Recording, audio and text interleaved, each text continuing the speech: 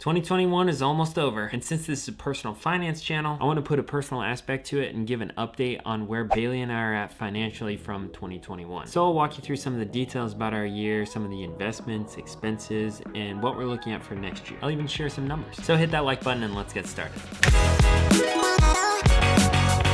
Hello there, I'm Caleb. If this is your first time here and you want to learn more about improving your finances and mastering your budget, then start now by hitting the subscribe button so you don't miss out on anything. I don't share a bunch of personal numbers on this channel, but I do want it to be personal, which is why I'm doing a financial recap for 2021. I want you to know that we're pursuing financial freedom in the exact way that I teach here on the channel. So let's look at how last year went financially for Bailey and I as 24 and 27-year-olds living in Central Ohio. But before we start, I want you to know that this is pretty vulnerable for me. Because of this, a like on this video would seriously mean a lot. Second, I share none of this to gloat or anything. I get it, some people are doing better and some people are doing worse financially. The only reason I do this is for the sake of building this channel into something that you can trust. I think in many ways, trust is built from vulnerability. And under no condition do I want any of you to feel like I'm teaching finances without you knowing anything about ours. So I might not share every detail, but I will give you a feel for how things are going. Having said all that, here's the breakdown. Number one, income. I'm a design engineer and Bailey's a logistician, and neither of us changed jobs this year, but Bailey is a part-time assistant at our church now, so that did increase some income. So total, our incomes for 2021 were just over $130,000, which we're very happy with. It's helped us accomplish quite a bit this year. Two, investments. We're currently putting 15% of our gross income into our 401ks, except we haven't set aside anything from the amount that Bailey's made on the side. In 2021, my 401k has grown by $20,688.81. This includes the employer contributions and market growth. Bailey's 401k grew by $7,891.02, which also includes employer contributions and market growth. Both of them have seen about 17% rate of return. Also, Bailey's is lower because she's younger than me and hasn't been investing as long. The last major account in our investments is my Roth IRA, which I haven't been actively investing in because my 401k is also Roth. That's grown by $228.69 this year, but it only had about $1,500 in it, so that's not too bad. As of today, we're at a total of $67,340.19 in investments. I have a Robinhood account which has about $150 in it that I just play around with, but that's about all in terms of extra accounts. I'm gonna be honest, we're pretty traditional and boring investors. The 401k produces consistent and reliable growth, which we've been pretty happy with. Number three, debts. Bailey and I have no consumer debt, only our mortgage. And currently we have a 15-year fixed rate mortgage where our total mortgage payment every month is $1,591.07. We live in a high tax area. At the beginning of this year, our total mortgage balance was at $150,094.95. And here at the beginning of 2022, our mortgage balance is sitting at $141,698.67. So that's a total of $8,396.28 that we paid off in principal this year. There's still a lot to pay off, but we're making progress. Number four, expenses. This is an expenses category, but honestly, it probably could have fit into the investment category, only because the majority of our major expenses were house or property related. Expenses that were either maintenance related or improvements that'll have a direct impact on the value of our real estate. First off, we painted the entire inside of the house. Okay, so mostly Bailey painted. That cost about $200 and really improved the look indoors. Two, we installed a patio, which cost about $950. This wasn't too expensive because we actually purchased used block back in 2020 for it. Three, we paid a company to install gutters and soffit and fascia, which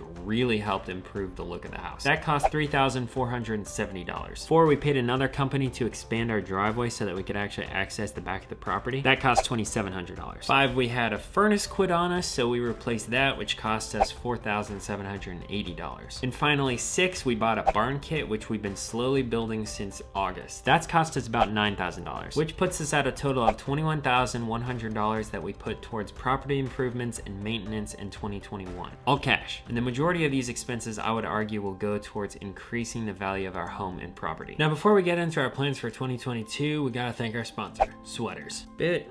Santa got this for me for Christmas, and I'm a huge fan. Definitely the nicest sweater that I have. And it's warm too. Just gotta make sure I don't spill chocolate milk on it.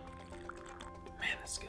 2022 plans. I'm really proud of the progress that we've made in 2021. There's been a lot of work and sacrifice that's gone into it, and a lot of help from family and friends who have more construction skills than me. 2022 is honestly looking pretty busy, but not quite as crazy in terms of the projects that we have going on around here. The major project that we have planned for the year is the starting and finishing of the trailer renovation that we're gonna do for our very own Airbnb. Really looking forward to this because though it's gonna be a lot of work, it'll be an extra stream of income once we get it done. That's the major expense for the coming year. I expect the trailer to cost about 8 to 10 grand if I'm being conservatively high with my guess. So that's about it. Like I said, we're very grateful for the position that we're in and the progress that we've made. All glory to God, because this wouldn't have been possible without his provision. So how's your recap of 2021? Hit me up in the comments down below, because I'd really like to hear from you. If you enjoyed hearing about our recap, then hit the like button, because I would seriously appreciate it. And don't forget to hit the subscribe button and notification bell. And remember, money doesn't have to be confusing. You can control it. If you'd like to see a video that I just posted about making smart money goals for 2022, then hit this video up here. Or if you'd like to see a playlist all about money tips and tricks, then check out this video down here. See you next year, Tiny Deskers. Maybe we should have a survey about what I call you guys. Tiny Deskers, anyone?